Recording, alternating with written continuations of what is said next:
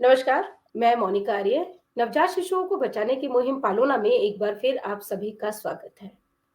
जैसा कि आप जानते हैं, पालोना हमेशा नवजात शिशुओं के साथ हो रही विभिन्न घटनाओं को, उनके साथ हो रही क्रूरता को या उनको बचाने के उपायों को लेकर आपके सामने अक्सर आता है, या कहें कि यही हमारा प्राथमिक कार्य भी है। लेकिन कभी-कभी कुछ ऐसी घटनाएँ हो जाती हैं जो दिलो-दिमाग को हिला कर रख देती हैं और हमें लगता है, ख़ासकर अगर वो बच्चों के साथ हो और वो बच्चे किसी भी उम्र के हों, तो हमें लगता है कि उसे आपके सामने ज़रूर लेकर आना चाहिए या उस पर मंथन ज़रूर होना चाहिए कि आखिर वो घटना हुई, तो क्यों हुई, उसके पीछे क्या कारण थे। ऐसा ही एक मामला पिछले कुछ दिनों से सुर्खियों में है। आपने ज़रूर सूचना सेठ का नाम इन दिनों सुना होगा। सूचना सेठ एक कंपनी की सीईओ हैं। एआई माइंड लैब उनकी कंपनी का नाम है, स्टार्टअप कंपनी है और वो बैंगलोर में रहती हैं। वेस्ट बंगाल की रहने वाली सूचना सेठ पर आरोप है कि उन्होंने अपने 4 साल के बेटे की हत्या कर दी। न सिर्फ हत्या की उन्होंने, जिस तरह से इस पूरे हत्याकांड को उन्होंने छुपाने की कोशिश की, उसने कई सारे सवालों को जन्म दे दिया है। हर दिन मीडिया में और ना सिर्फ मीडिया में, बल्कि मुझे कहना चाहिए कि सोशल मीडिया पर भी सूचना सेठ सुर्खियों में है। आखिर क्या कारण है? क्या थी वो परिस्थितियां जिनकी वजह से सूचना सेठ ने ऐसा कदम उठाया? क्या ऐसा संभव है कि कोई माँ 4 साल तक किसी बच्चे को पाले पोसे? क्योंकि किसी देखिए, कोई भी एक बच्चे का अगर पालन पोषण करते हैं, कोई भी माँ बाप करते हैं, तो उसमें बहुत सारे एफर्ट्स लगते हैं, समय संसाधन तो लगते ही हैं। लेकिन माँ बाप के क्योंकि मैं खुद एक माँ हूँ, तो मैं इस बात को बहुत अच्छी तरह से समझ सकती हूँ कि आपको अपना 100% देना पड़ता है, तब कहीं जाकर किसी बच्चे की परवरिश ठीक से हो पाती है।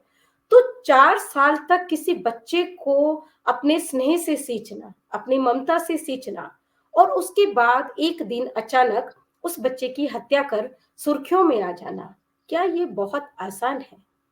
आखिर क्यों किया सूचना सेठ ने ऐसा? इस पर बात करने के लिए आज हमारे साथ यहाँ पर कुछ गेस्ट जुड़ रहे हैं। मैं यहाँ पर बुलाना चाहूँगी अभी बैंगलोर से हमारे साथ जुड़ रही हैं ज्योति पांडे जी। ज्योति जी, नमस्कार। एक बार फिर नमस्ते। हम इस मंच पर जुड़ रहे हैं। इसके अलावा कैथल से रितु सिंगला जी। रितु सिंगला जी कैथल की सीडब्ल्यूसी रही हैं। वो भी आज यहाँ हमसे यहाँ पर इस पर बात करने के लिए हमारे साथ मौजूद हैं और साथ में तमिलनाडु से जुड़ रही हैं आरती गुप्ता जी। आरती गुप्ता जी काउंसलर हैं, साइकोलॉजिस्ट हैं और विशेषकर पेरेंटिंग पर इनका अच्छा एक्सपर्टीज है, इनकी विशेषज्ञता है। जो मैंने आपको आरती जी के लिए बताया और रितु जी के लिए भी सीडब्ल्यूसी यानी कि चाइल्ड वेलफेयर कमिटी, जिन पर एक जिले में बच्चों के संरक्षण की सबसे बड़ी जिम्मेदारी होती है। और ज्योति जी क्योंकि दूसरी बार या शायद तीसरी बार यहाँ पर जुड़ रही है, तो हमारे दर्शक उनको अच्छी तरह से जानते होंगे। वो पॉक्सो की एक्सपर्ट हैं, ट्रेनर है। लेकिन एक और वजह है जिसकी वजह से वो पूरे देश में एक बड़ा जाना पहचाना सा नाम है और वो बहुत ही अछूते विषय पर काम कर रही हैं और ये है पुरुषों के अधिकारों के लिए लड़ना। तो सबसे पहले ज्योति जी, मैं आप ही के पास आऊँगी क्योंकि आप बैंगलोर से हैं और ये जो सूचना सेठ है, ये भी बैंगलोर में ही रहती हैं, बैंगलोर की ही निवासी हैं। तो आप बहुत ब्रीफ में पहले इस इंसिडेंट को थोड़ा-सा आप बताएँ कि कैसे-कैसे क्या हुआ, जितनी आपको जानकारी है, और इसके बाद फिर हम आगे बात करते हैं। तो लोकल न्यूज़पेपर में जो सबसे पहले खबर आई थी वो ये कि गोवा में ऐसे एक महिला जो है वो पकड़ी गई है बच्चे की बॉडी के साथ। वो शक तब आया जब होटल में जहां पर वो रुकी थी वहां पर ब्लड के स्टेन्स मिले और जी। उसने ये मैनिपुलेट किया कि ये पीरियड ब्लड है और ये सब है। लेकिन फिर लोगों को शक हुआ तो उनसे जब प्रश्न पूछा गया कि भाई ये बताइए कि आप का बच्चा कहाँ गया, तो उन्होंने बोला एक फ्रेंड के घर में मैंने बैंगलोर में छोड़ा है उसको, जहां मैं अक्सर छोड़ती हूँ। शक ये आया कि उन्होंने एक बड़ा बैग किया था और उसमें वो बॉडी को डाला था और वो बजाय इसके कि गोवा से बैंगलोर वो बाय फ्लाइट आती, वो बाय रोड आ रही थी। तो यहाँ से ज्यादा शक उनका पुख्ता हुआ और फिर उस ड्राइवर को जो वहां का पुलिस अधिकारी था उसने बोला डायरेक्ट जो नियर बाय पुलिस स्टेशन है तुम टैक्सी वहां लेके आओ बिना इस महिला को बताए। तो वो जब अचानक से पुलिस स्टेशन के सामने उसने खड़ा किया तो सूचना से थोड़ी घबराई, लेकिन तब तक वो पकड़ी जा चुकी थी और बैग वैग खोला गया और ड्राइवर को भी अभी तक ये नहीं पता था कि बैग के अंदर जो है वो बच्चे की बॉडी है। तो एकदम जब ये खबर आई तो एक्चुअली किसी को पहली बार में भरोसा नहीं हुआ। मैं कितना भी पुरुषाधिकारों की बात कर लूँ, मगर मुझे लगा कि नहीं, ऐसा नहीं हो सकता। हालाँकि हम देख चुके हैं, बट यहाँ पर जो पोस्टपार्टम डिप्रेशन की जहाँ पे बात आती है ना, तो वो वाला पीरियड वो समझ यहाँ लीजिए पर 4 साल का, हाँ, वो नहीं था। ये तो मैटर मैं नहीं करता था यहाँ पर। सन्नाटा था और लोग एक-दूसरे से, क्योंकि मैंने भी घर पे जब बताया तो वो थोड़ी देर के लिए साइलेंस हो गया एकदम से कि ये हो कैसे सकता है? तो लोगों को विश्वास नहीं हुआ। हालाँकि कस्टडी बैटल्स मैंने बहुत ज़्यादा खराब देखी हैं, तो मुझे बाद में धीरे-धीरे, जब कहते हैं ना प्रोसेस करते हो आप किसी चीज़ को, तो जब प्रोसेस किया तो समझ में आया कि एग्ज़ैक्टली क्या हुआ होगा। लेकिन हाँ, बैंगलोर में इसको लेके बहुत ज़्यादा ये चर्चा हुई, क्योंकि बहुत कम लोग जानते होंगे कि या हो सकता है यहाँ लोग जानते हो कि यहाँ बहुत सबसे ज़्यादा तलाक के केसेज़ इसी सिटी में होते हैं। और बहुत ज़्यादा बैटल्स देखने को मिलती हैं और जी, ज्योति जी, 1 सेकंड मैं यहाँ पर आपको रोकूँगी। मैं यहाँ पर ये बताना भी चाहती हूँ सबको कि जो सूचना सेठ है, इनका अपने पति से तलाक, शायद तलाक का केस उनका चल रहा है, अभी तलाक हुआ नहीं है। और ये जो हुँ, पूरा मामला ये विवादित भी इसलिए हुआ क्योंकि सूचना सेठ पिता को अपने बेटे से, यानी कि जो उनका बेटा चिन्मय था, उससे मिलने नहीं देती थी। और हाल में कोर्ट ने शायद ऐसा कोई डायरेक्शन दिया था जिसमें ये उनको कहा गया था सूचना सेठ को कि वो हफ्ते में 1 दिन अपने पति को उनके बेटे से मिलने से नहीं रोक सकते, मतलब वो इजाज़त दे दी थी कोर्ट ने 1 दिन। और शायद यही वो चीज़ थी जिसने सूचना सेठ को ट्रिगर कर दिया था। जी। आरती जी, मैं अब आपके पास आऊँगी। ये बताएँ कि इस तरह का जो मामला है, जिस तरह से उन्होंने हत्या की, अभी आरोप ही है, पुष्टि नहीं हुई है, लेकिन जो सर्कमस्टेंशियल एविडेंस हम कहते हैं, क्योंकि उन्होंने अभी तक इसको कन्फेस किया नहीं है, पर सर्कमस्टेंशियल एविडेंस यही कहते हैं कि सूचना सेठ ने ही अपने बेटे की हत्या की। उसके बाद उसको उसकी डेड बॉडी को अपने सूटकेस में रखा और फिर उस सूटकेस को वो बाय रोड लेकर गोवा से बेंगलोर जा रही थी। तो ये जैसा इसमें ज्योति ने कहा कि पोस्टमार्टम डिप्रेशन का मामला तो हो नहीं सकता। आखिर क्या इसके पीछे साइकोलॉजिकल रीज़न्स हो सकते हैं? हाँ, जी, हाँ, नहीं क्या है कि इसमें हम बहुत सारी चीज़ों के बारे में बात कर सकते हैं। जैसे कि मुझे लगता है कि इसमें स्ट्रेस एक कॉज़ है, लेकिन वो एक मेजर कॉज़ नहीं है। मेबी उसका सोचना ऐसा था कि चाइल्ड लायबिलिटी है मेरे लिए, या फिर टू मच प्रेशर है मेरी जॉब का, या फिर हस्बैंड के से रिवेंज लेने का भी एक तरीका हो सकता है। उसकी मनस्थिति के बारे में हम भरपूर तरीके से नहीं जान सकते हैं, क्योंकि इस कंडीशन में ज़्यादा नज़र ये आ रहा है कि बच्चा लायबिलिटी था उसके लिए, ना तो उसे अपने पास रखना था और ना ही हस्बैंड को देना था किसी भी तरीके से। और जी, एक एक और चौथी चीज जो आती है, she want to try hide something from the people. वो कुछ छुपाना चाहती थी, या बच्चा किसी चीज के बारे में अवेयर था कि वो जिससे उसकी डाइवोर्स की प्रोसीडिंग या उसकी जॉब का जो है कोई उससे इनपुट ना मिल जाए। तो जी, एक से फिफ्थ रीजन जो मेरे को लगता है वो एक ये था कि उसको जॉब रिलेटेड स्ट्रेस भी हो सकता है इन्वायरमेंट में। बिकॉज जैसे हमारे समाज में जिसका डाइवोर्स होने वाला होता है, तो एक ट्रॉमा में रहती है लेडी, बिकॉज एक टैबू है हमारी सोसाइटी में आज भी। किसी भी लेवल पे आप देखिए, भले एजुकेटेड है या भले इलिटरेट है, भले प्रोफेशनल लेडी है, भले कुछ भी है, तो बहुत सारे कॉजेज हो सकते हैं। बट ये डेफिनेटली एक साइकोलॉजिकल केस नहीं है, it is a completely criminal case, because सोची समझी साजिश है। कोई भी वहाँ किसी भी कंडीशन में कभी भी ऐसा नहीं कर सकती है। सोचना तो अगर मतलब इम्पॉसिबल है, करना तो just to impossible for anybody. Because we saw every day in the newspaper, we saw in the media also, mother always protect their child in each and every conditions. भले ही पैसे नहीं है कोई बात नहीं, फादर से रिवेंज लेना है तब भी कोई बात नहीं, बट मारना तो कोई सॉल्यूशन हो ही नहीं सकता है। तो definitely she is a criminal. Actually thank इस यू। वाले केस में ये भी सुनने में आ रहा है कि वो ऑलरेडी जैसे ट्रॉमा में थी, आपने भी कहा, और डिवोर्स का केस चल रहा था, स्ट्रेस था, जो कुछ भी था। तो ऐसे में विक्टिम का विक्टिमाइजेशन कर रहे हैं, वापस उसको अपने बच्चे की हत्या के आरोप में खड़ा करके, कटघरे में खड़ा करके। तो हमारा ये मानना है इसमें कि विक्टिम का विक्टिमाइजेशन ना हो, ऐसा करके क्या हम किसी भी हत्या को, किसी भी मर्डर को जस्टिफाई कर सकते हैं? क्या जस्टिफिकेशन होना चाहिए इसके नाम पर?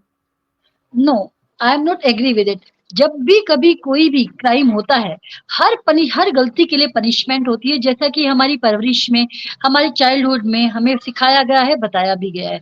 दूसरी बात, ये बात तो क्रिमिनल केसेस की है। जब तक आप कुछ क्रिमिनल केस नहीं करो, कोई क्रिमिनल एक्ट नहीं करोगे या किसी एक्ट का पार्ट नहीं बनोगे, तो नोबडी कैन पनिश यू।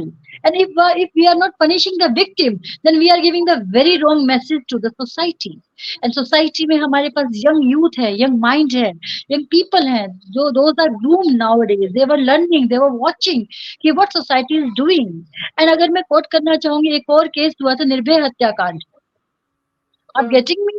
अब इसकी संदिग्धता भी उसी लेवल की मुझे नजर आ रही है. जब तक मामला सामने आएगा चीजें क्लियर होंगी.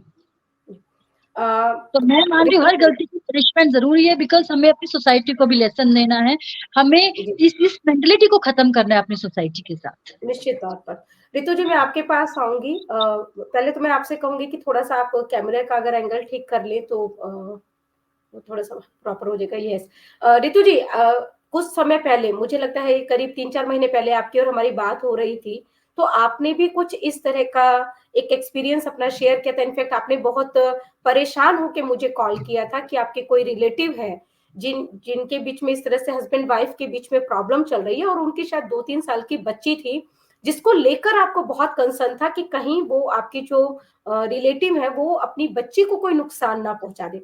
मैं चाहूंगी कि थोड़ा सा आप उसके बारे में यहाँ पर बताएं कि क्या वो मामला था, ताकि एक्चुअली लोगों को ये पता चल सके कि जो ये सूचना सेट है, ये कोई एक मामला नहीं है कि हम ये सोचकर उसको छोड़ दें या इस पर बात ना करें कि बस एक सूचना सेट है. नहीं, ऐसी न जाने कितनी सूचना सेट हमारी सोसाइटी में, हमारे आसपास में मौजूद है. हाँ जी दीदी, नमस्कार दीदी. दीदी, जैसे आरती दीदी ने बताया, ऐसे ही था कि वो जो मेरी रिलेटिव है वो अपने हस्बैंड से बदला लेना चाहती थी भी, ताकि ये परेशान हो. उससे बदला लेने के लिए वो अपनी लड़की को टॉर्चर करती थी.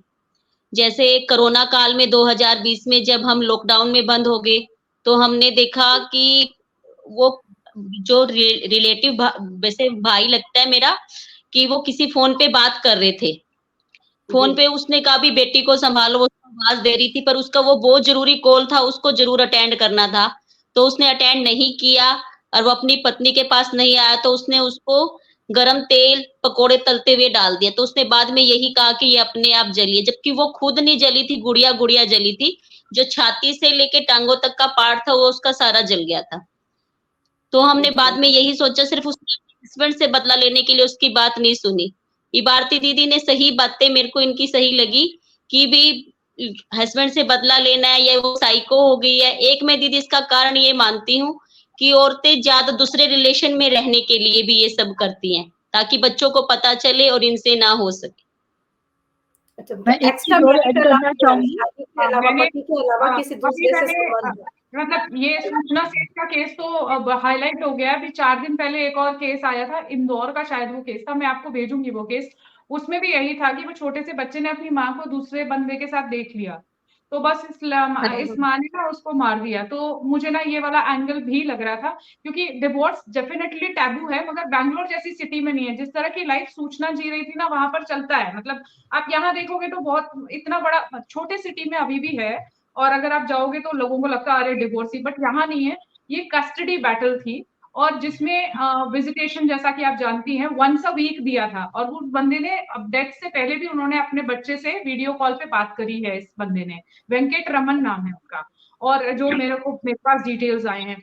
ये सूचना को ये चीज अच्छी नहीं लगी, और मैं ये देख देख के अब बहुत थक चुकी हूँ. क्योंकि अभी कुछ 1 साल पहले एक लड़के ने मुझे जो है वीडियो के, अपना ऑडियो के रिकॉर्डिंग अपने बच्चे के भेजे थे, जहां पर वो बच्चे से उसकी माँ कहलवा रही है, बोल तू मेरे लिए मर गया, मेरा बाप आज से मेरे लिए मर गया. तो वो इतना हॉन्टिंग था कि मुझे खराब लगा. मेरे हस्बैंड से झगड़ा चल रहा है, मुझे समझ में आता है. बच्चों को बीच में लाकर आप जो अपने ईगो सेटिस्फाई कर रहे हैं, इसलिए मैंने वो स्टेटस लिखा था जब आपको अच्छा लगा था मोनिका जी, कि पहले आप अपने आप से प्रश्न पूछिए कि आपको शादी करनी क्यों है और बच्चे क्यों पैदा करने, और आपके अंदर अगर कोई फ्रस्ट्रेशंस है, दुख है, ट्रॉमा है, प्लीज उसको सॉल्व करिए.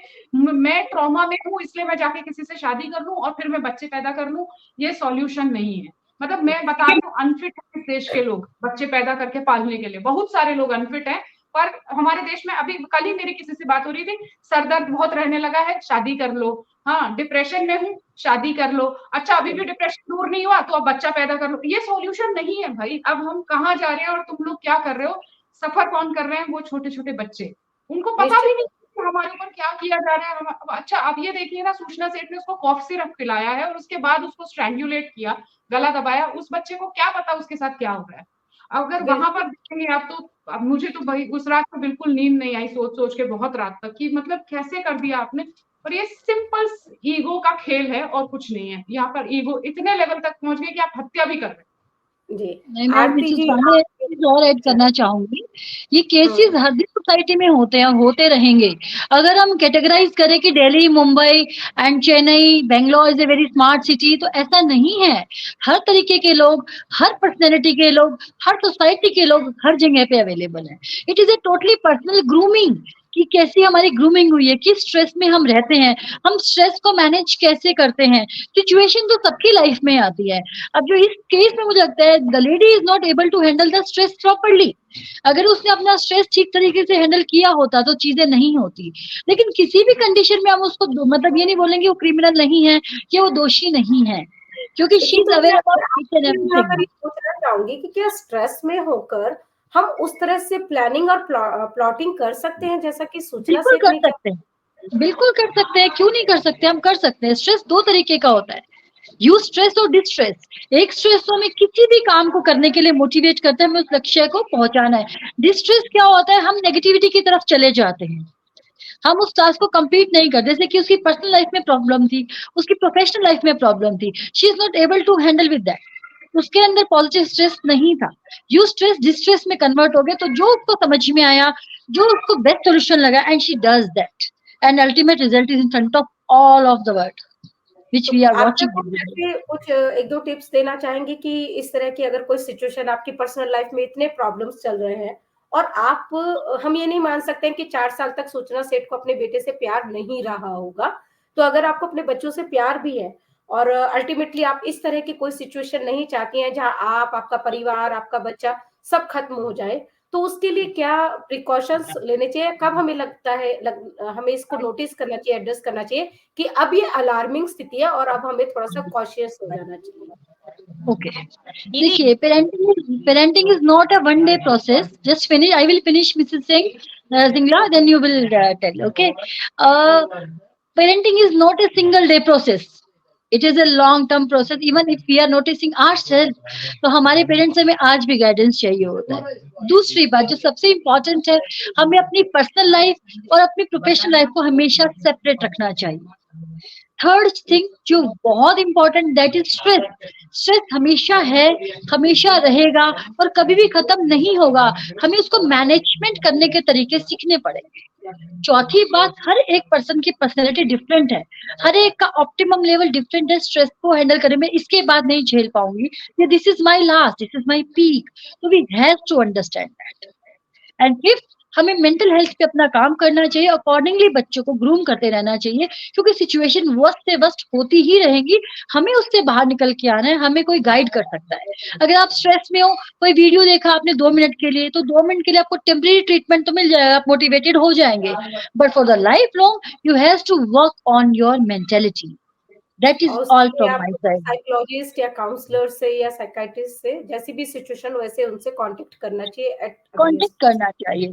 एक और चीज है मोनिका दीदी कि लोग क्या करते हैं कि जैसे साइकोलॉजिस्ट के पास जाने से घबराते हैं, वो अपने घर में बड़ों से, जैसे सिमिलर प्रॉब्लम होगी किसी को, अपनी फ्रेंड के पास जाएंगे, अपने से छोटे के पास गाइडेंस मांगेंगे, लेकिन एक्सपर्ट के पास सही टाइम पर नहीं जाएंगे, क्योंकि सोसाइटी में आज भी टैबू है।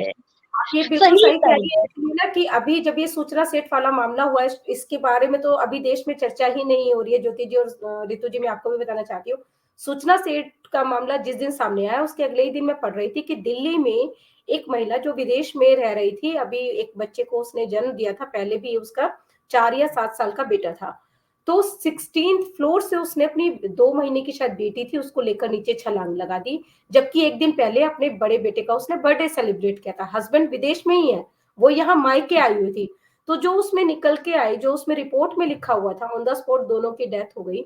उसमें रिपोर्ट में लिखा हुआ था कि वो अवसाद से गुजर रही थी, डिप्रेशन था और वहां मायके में आ गई थी कि मायके में आ जाएगी तो उसको थोड़ा ठीक लगेगा। तो जो अभी आरती जी कह रही थी कि हम फैमिली में बात करते हैं, अपने फ्रेंड सर्कल में बात करते हैं, लेकिन जो एक्सपर्ट है उनके पास हम नहीं जाते हैं। उनसे बात नहीं करते हैं, जिसका नतीजा ये होता है कि इस तरह की सूचना सेठ या दिल्ली का जो इंसिडेंट हुआ, या डेली पालोना के सामने तो ऐसे हर दिन केसेस आते हैं इस तरह के मामले। तो ये इस परिणति इस तरह से होती है जब हम अपना स्ट्रेस मैनेजमेंट नहीं कर पाते हैं, या किसी काउंसलर की मदद नहीं ले पाते हैं। रितु जी, आप कुछ कहना चाह रही हैं? मोनिका जी, मुझे ऐसे लगता है एक इसमें योगदान हमारे टीवी ये सीरियल्स का भी है। आजकल एक पॉपुलर टीवी शो है अनुपमा, जिसमें कभी आपने देखा है? हाँ, नहीं देखती हूँ सीरियल्स। मैंने इसलिए नहीं देखा, आप में से ही किसी ऐसे ही, जैसे आप बता रही है, किसी ने मुझे बोला जरा वो देखना तुम। मैंने कहा ये क्या दिखा रहे हैं, आप बोलिए प्लीज, मैं सच में सुन, क्योंकि मेरी तरह कोई और भी सोच रहा है, खुशी हो रही है। है पाखी, अनुपमा की बेटी का, जो उसमें दिखाया गया कि वो पहले बच्चे के लिए, मतलब उसको डॉक्टर ने कह दिया भी आपको बेबी नहीं होएगा, उसने डिप्रेशन में चली गई। जैसे आरती दीदी ने आपने बताया था पहले, वो अपने डिप्रेशन के दूर करने के लिए दीदी उसने बहुत जबरदस्ती, मतलब सैरोगेसी मदर से बच्चा पैदा किया, बेटी हुई उसको। अब अपने पति से उसका किसी बात पे झगड़ा हो गया, उसके पति कम कमाने लग गया, मतलब कमाई पहले से कम हो गई। उस सीरियल में ये दिखाया, तो उस वजह से अपने पति से तलाक ले लिया। अब अपने पति को इतना टॉर्चर करती है, अपनी बेटी को मतलब मायके ले आई, पति से मिलने भी नहीं देती, और बस मैंने इससे यही बदला लेना है, भी अपनी बेटी के लिए तरसे। तो ऐसी चीजें उसमें दिखा रखी है, भी अपने पति को परेशान करने के लिए अपने बच्चे को परेशान कर रही है। इस सीरियल में ये दिखाया गया है। तो एक बहुत बड़ा वर्क मैं बताऊंगी, आप चीजें, हम एक चीज और मैं ऐड करना चाहूंगी, if everybody's allow me to do. हम लोग क्या करते हैं कि बहुत जल्दी हमें क्विक सॉल्यूशन की आदत है, कि हमें प्रॉब्लम खत्म हो, हमें क्विक सॉल्यूशन हो, क्योंकि लोगों में ठहराव की कमी है, लोगों में एक्सेप्टेंस की कमी है। एक्सेप्ट स्ट्रेस को झेलना is not a very easy task. Getting me? अब वो जो आपने एक मामला बताया कि 2 महीने की बच्ची को नीचे गिरा दिया ऊपर से, तो उसको इमीडिएटली स्ट्रेस से रिलीफ चाहिए, तो उसके बाद this is the best solution. Actually वो खुद ही बच्ची को लेकर नीचे कूद गई। दोनों डेफिनेटली वो पोस्टमार्टम था, वो तो पीपीटी का केस था, वो तो समझ में आ गया। Not in this case, in so many cases we are watching this, the 1 or 2 we can count on the fingers, but there are so many जिनकी न्यूज भी नहीं छपती है, जिनके बारे में पता भी नहीं होता है। This everyday process, being a psychologist, मुझे इस वाले जो पर्टिकुलर केस जिस पर आज हम यहाँ चर्चा कर रहे हैं, हम लोग सब जानते हैं कि पीपीटी मैटर करता है, पीपीटी एग्जिस्ट करता है, और आमतौर पे न्यू मॉम्स में, न्यू पेरेंट्स में ये होता है। लेकिन सॉरी, जिस केस पर आज हम डिस्कस कर रहे हैं उसमें आपने एक नया एंगल दिया है, जिस पर शायद अभी तक हमारे नेशनल मीडिया ने भी नहीं सोचा है, कि क्या उस 4 साल के बच्चे ने ऐसा कुछ देख लिया था जो वो सूचना सेठ ये चाहती थी कि वो उसके फादर तक चीजें कन्वे ना हो, या ये Correct. सिर्फ एक रिवेंजफुल एक्ट था जिसकी वजह से सूचना ने अपने बेटे की इस तरह से हत्या कर दी। ऐसे कई सारे केसेस ज्योति जी आपके सामने भी आते होंगे, क्योंकि आप डिवोर्स केसेस में विशेष तौर पर काउंसलर की भूमिका में होती हैं, और पुरुषों के अधिकारों के लिए आप लड़ती हैं। तो ऐसे कुछ केसेस मैं चाहूंगी कि कुछ आप अगर यहाँ पर शेयर कर सके, इस तरह की केस स्टडीज जहां उन्होंने अपने बच्चों को लेकर कोई कंसर्न जताया हो, जो अपनी माँ के साथ रह रहे हैं।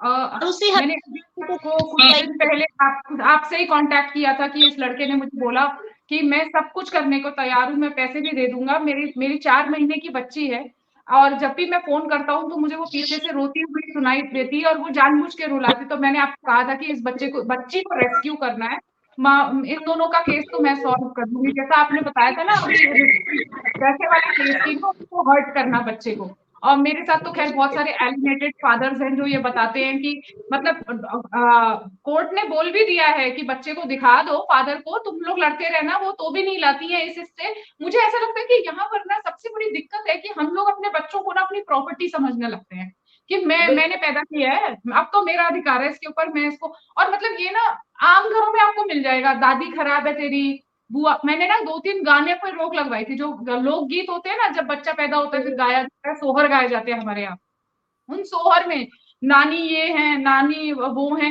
तो मैंने बोला कि यहाँ से शुरू होता है ये, कि आप ना बच्चे के ऑलरेडी मतलब उसके मन में भरना शुरू हो गया कि दादी साइड खराब है या नानी साइड खराब है, तेरी तो नानी ऐसी है, तेरी तो दादी ऐसी है।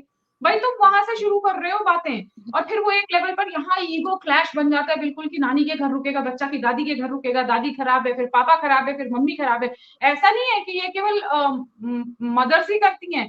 कई जगह पर जहाँ पे कस्टडी, जैसे मान लीजिए 4 घंटे के लिए मिल गया कि भाई संडे के दिन ये अपने दादी के घर जाएगा, और माँ मान भी गई है कि हाँ जाएगा, उधर दादी ये सिखा रही होती है तुम्हारी माँ खराब, तुम्हारी नानी खराब। तो मतलब ये जो हम लोग जो लड़ाइयाँ अपने बच्चों के कंधों पे रखे, मैं बार बार कह रही हूँ, हम लोग बहुत सारे लोग अनफिट हैं, हमें नहीं पता पेरेंटिंग कैसे करनी है, बस पैदा हो गए हैं बच्चे।